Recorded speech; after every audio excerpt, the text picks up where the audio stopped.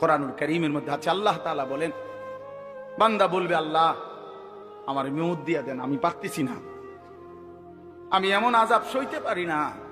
আল্লাহ বলবে বান্দা তুমি জানো না, লা ইউকদা আলাইহিম ফায়ামুতু, এখানে তো মৃত্যুর কোনো ফয়সালা নাই।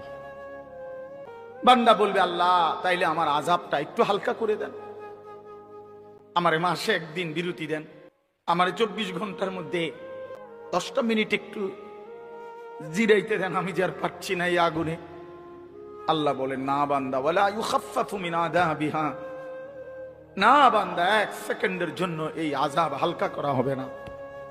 জাহান্নামী বলবে আল্লাহ তাইলে আমারে দুনিয়া দেন, আমার কুদ্দু যাইতে দেন আমার দুনিয়ায়, আমি এবারে গেলে নেক আমল করব। আল্লাহ বলবেন না বান্দা, না না, ফেরতও যাওয়া যাবে না, ফেরতও যাওয়া যাবে না।